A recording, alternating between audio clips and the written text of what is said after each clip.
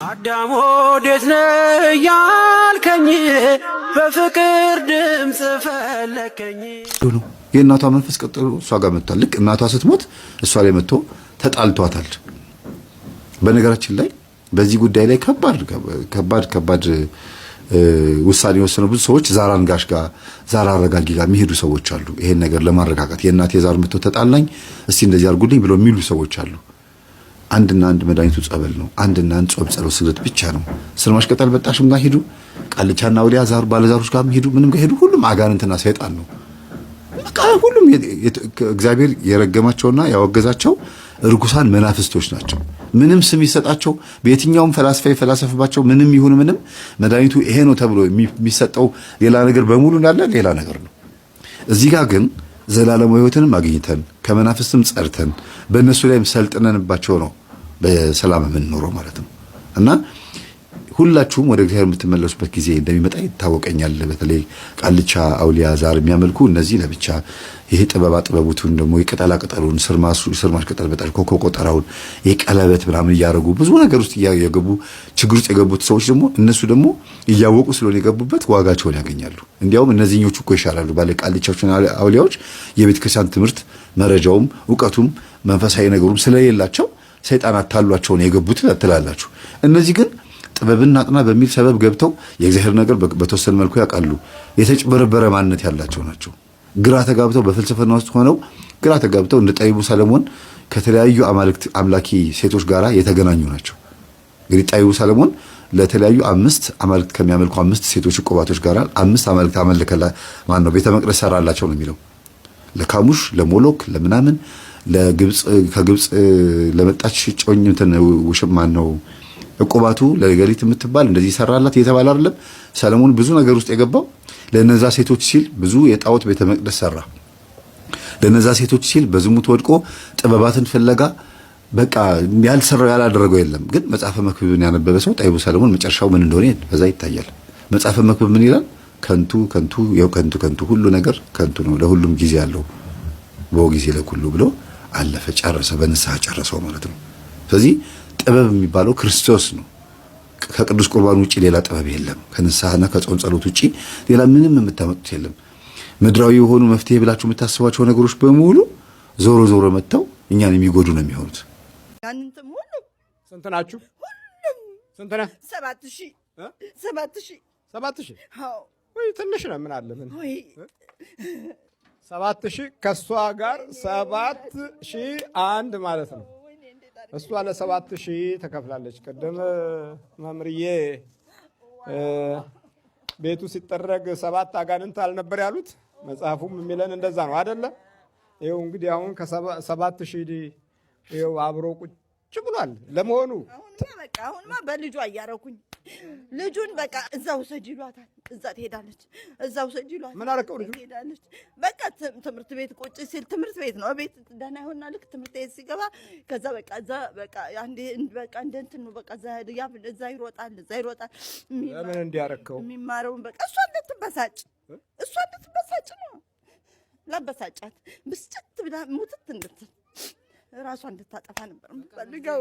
ራሴን ላጥፋ እያለች እንትን ታደርግ ነበር። እኔ ያው በጸሎትም እንትን እያደረኩ በመቁጠሪያም እንትን ስለው ታገሰ እንጂ በቃ ገመድ ፈልግ ምናምን በቃ ቁጭ ብዬ ነው ያደርኩት።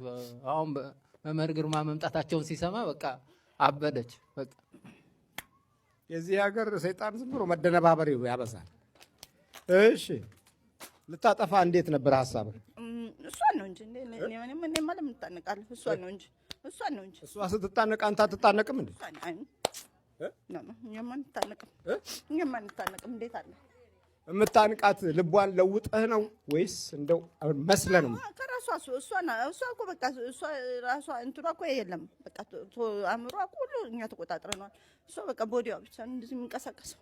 በቃ ቦዲዋ ብቻ እኮ ነው የሚንቀሳቀሰው እንጂ እንደ ተንገላታች እኮ ነው ብታይ። በዛ አንዱ ሲጨርስ በዛ አንድ ይመጣበታል። በዛ አንዱ ሲጨርስ በዛ አንድ ይመጣበታል። በቃ ሁሉም እንደዚህ ስትንከራተት ነው የምትኖር። ለምንድን ነው እንደምታረጉት ታዲያ? በቃ እኛ ደስ ይላል። አታዝንላትም? ኧረ ማዘንማ የኛ አይደለም እኮ ማዘን የኛ አይደለም። አናዝን። ይኸውልህ በዚህ ዘመንም ያለው ህዝብ ማዘን የነሱ ድርሻ አይደለም። ያንተ መቸገር፣ ያንተ በመንፈስ መሰቃየት ምናቸውም አይደለም። ለምን የዲያብሎስ ባህሪም ማዘን የሱ ድርሻ አይደለም፣ ማሰቃየት ነው። ስቃይን የሚደግፉና ሞትህን የሚወዱ ከመንፈሳዊ እስከ ዓለማዊው ድረስ ማዘን የሰይጣን አይደለም። ስለዚህ በባህሪ እንስማማለን ማለት ነው። ምን ተለየታል? ይሄንን እኔ ነኝ ያስገባሁት እኔ ነኝ ያስገባሁት። ይሄ አብሮ ነው የተወለደው። ታዲያ እንዲህ ከሚሰቃየው ከወንድማችን ጋር ከምትሰቃየው ከእህታችን ጋር ያለው ስቃይ የሁላችን ነው አይደለም? እነሱ የሁላቸው አይደለም። ይቆጫቸዋል። ይሄ መንፈስ አሁን ሲወጣ ይናደዳሉ፣ ይበሳጫሉ። በተቀደሰው ስፍራ ላይ የርኩሰት መንፈስ ምልክት ያለበት ቆሞ ስታዩ ያን ጊዜ ተጠንቀቁ። በተቀደሰው ስፍራ ላይ የርኩሰት ምልክቶች አሉ። በቃ ዲያብሎስን ማገዝ የክህደት ምልክቶች አሉ። ሁለት ቦታ እንክዳለን። በእግዚአብሔር ደጅ ሆነን እንክዳለን። በሃይማኖት በጥሰን ማተብ በጥሰን እንክዳለን። ሁለት ቦታ ነው ክህደቱ እኮ ያለው። አይምሰላችሁ።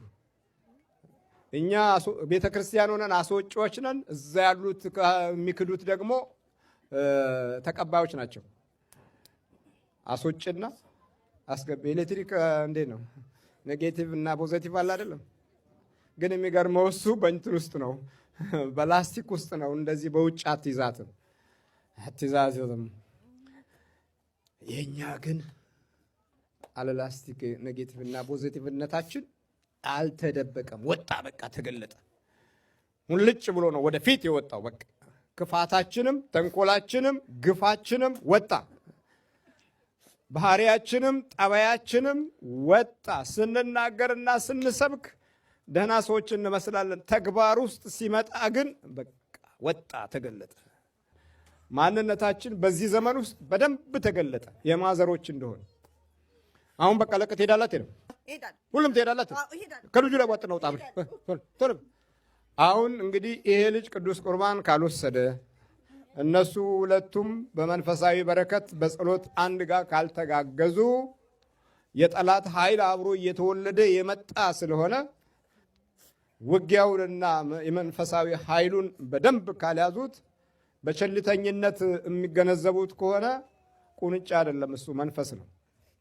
ሞያሌ አይደለም፣ ወይ ትኋን አይደለም፣ ወይ መዥገር አይደለም። እንዲህ አይታይም። በማይታይ መንፈስ ነው እየተጎዳን ያለ ነው። ያ ደግሞ ከኋላ በኩል ባገኘው ጉልበት ነው እዚህ የደረሰው። ስትማር ምን አርጋታል? እውቀቷን፣ ጭንቅላቷን በቃ አንዳንዴ ጥሩ ትይዛለች፣ አንዳንዴ ደግሞ በቃ መጥቼ ድፍን አደርጋታለሁ። በቃ የምታውቀው ሁሉ ይጠፋባታል። አሁን ስንት ሺህ ናችሁ? 7000። አሁን 7000 ያለባት ትመስላለች እንደ እሷ እናንተ ስትገምቱት። እሷማ አትመስልም። እሷማ በቃ የተመቻት ምን ያላት ነው የምትመስለው። ለምንድን ነው ትንሽ እንኳን እንደ ጎስቆል ያላረጋችኋት?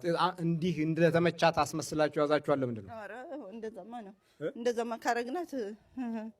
እንደዛማ ካረግናት ሌላ መንገድ ታስባለች። ጎስቆል ካረጋችኋት? አዎ ምን ሆኜ ነው ብላ ትጠራጠርና ከዛ ሌላ ነገር ትፈልጋለች። ስለዚህ እንደዚህ እንትን እያረገን ጥሩ እንዳለች እያረገን በቃ ሆዷን እየነፋፋችሁ ቦርጭ እያወጣችሁ በቃ የምትበላ ምስል አትበላም እኮ አትበላም። በቀን አንዴ ነው የምትበላው። ግን በቃ አንዳንዴ እንትን ሰው ሁሉ እንደ እርጉዝ ነሽ እንደ ይላታል ሁሉ ሰው በቃ ይሏታል። ይሏታል። እናንተ ነው የምነፏት? እኛ ነን እኮ የምንሰራት ሁሉ። ይሄን አልዘመን ስንት ዓመታችሁ ነው? በቃ ከስትወለድ ጀምረ እኮ ስንት ዓመታችሁ ነው? በቃ አሁን 43 ነች። አሁን 43 ነው። አብረህ 43 ሆነሃል? አዎ 43 ሆኛለሁ። ይሄን አልዘመን ምንድን ነው የተማርከው ከሷ አንተ? በቃ ምን በቃ እኔ በቃ ደስ አለችኝ። በቃ እሷም ከኔ ጋር ትዙ ሄዳለች። አይ የተማርከው እሷ ላይ ሆነ የተማርከው ነገር የለም? ምን እማራለሁ ከሷማ? በቃ እኔ ማዛትን እኮ ነው የምትሆነው። እሷማ ምን ታስተምረኛለች? እኔ አስተምራታለሁ እንጂ ሁሉንም። እንዴት ታስተምራለህ አንተ? ሁሉን የዓለሙን ነገር በሙሉ ወደ ጥሩ ነገር አሰብ ስታረግ ደግሞ ልውጥ አረጋትና ሌላ ነገር ላይ ደግሞ ስድ። ለምንድን ነው እንደዚህ ልውጥ የምታረገው? ራሱ በቃ ድሃ መርዳት ትፈልጋለች። የምትሰራው እኮ ከአሮጊቶች ጋር ነው። ግን በቃ በጣም ነው የምታዝንላቸው። ከሰዓቷ ውጭ ሁሉ ትሰራላቸዋለች። በቃ ማትመቀለሰው በጣም እንትን ነች። ግን እኔ አይመቸኝም። ያ አይመችም። አሁን ጸሎት ቤቷ መዘጋጀቱ እንዴት ጎዳ? እሱማ አልተስማማኝም። ጸሎት ቤቱ መጀመሩ እንደው እንዴት ነው? ስጋት አደረብህ ወይስ ከወዲሁ ለማደናቀፍ ሞከሩ? በጣም ሞክራለሁ፣ ሁልጊዜ ሞክራለሁ። ግን እሱ በቃ አሁን ሰላም በለውና የመጨረሻ አይሸንፍ። ኧረ ምን ልበለው? ይሄ ውይ ነው ይሄ የሰራን ስራ በቃ ይቅርታ በለውና እንዴት አድርጋለሁ አለው። ምን ደህና ሰርቶኝ፣ ምን ደህና ነገር ሰርቶኝ እንዴ ባሏ ስለሆነ ብቻ ኖ እኔማ እንዲጠፋልኝ ነበር የምፈልገው። መጥፋት እንዳለ እኮ ደህናውን በለው ተሰናበተው። አይ ኖ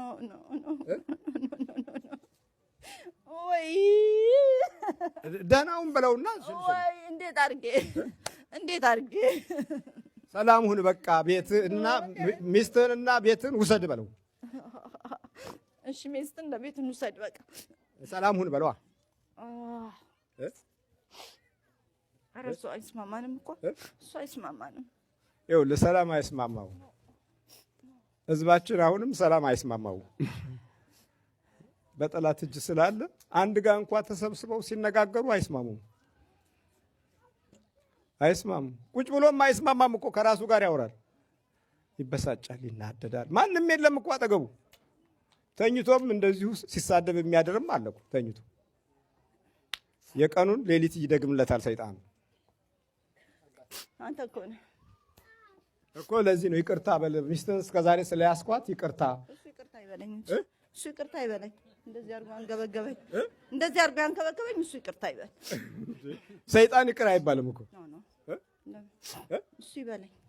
ምን ያህል ስላለህ? ኧረ ይሄ ሁሉ ያደረገው እኔ ስንት ዓመት ሙሉ ተመችቶኝ ኖሬ ይሄ ሁሉ ሳያደርግ ገና ስንት ቀድ ነበረኝ እኮ ስንት ቀድ እያስኩ ዝግት። የት ሀገር ነው አብረህ የተወለድከው? ይጀመራል በቃ አዲስ አበባ ኢትዮጵያ።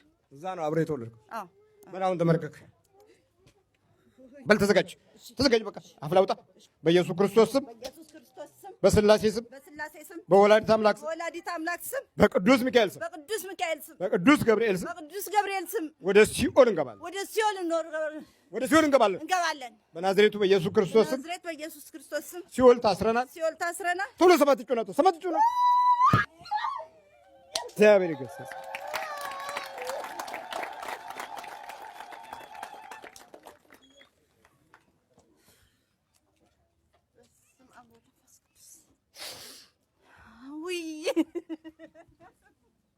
ተነሽ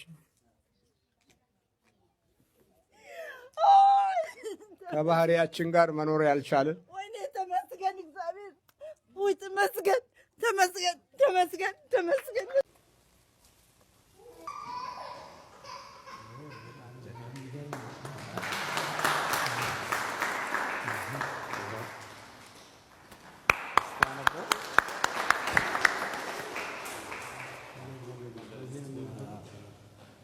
ለመላከ መንክራት ግርማ ወንድሙ ከስዊዘርላንድ የኢትዮጵያ ኦርቶዶክስ ተዋሕዶ ቤተክርስቲያን የተሰጠ 2014-2006 ይላል።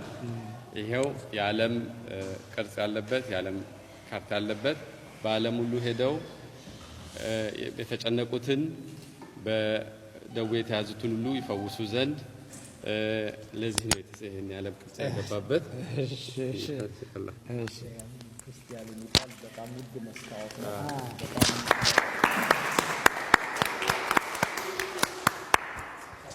ይህን ማቴሪያል የተዘጋጀው በጣም ትልልቅ ስጦታ ወይም አዋርድ የሚሰሩ ድርጅቶች ሰርተው እዛን ያሰራ ነው።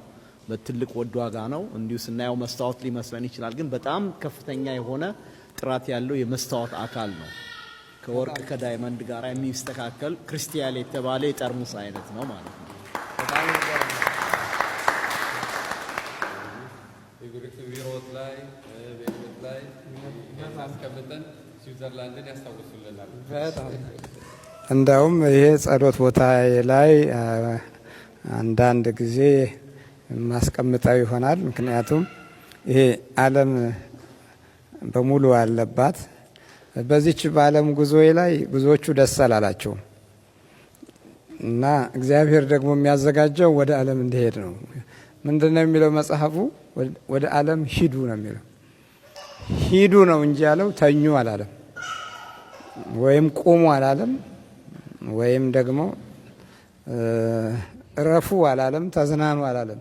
ለሐዋርያት የተናገረው ሂዱ ነው። እናንተም ሂድ ነው የምትሉኝ፣ ያው ተቀብያለሁ።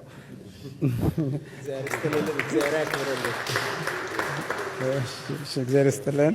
እግዚአብሔር ከእናንተ ጋር ይሁን። በስጦታው ደስ ብሎኛል።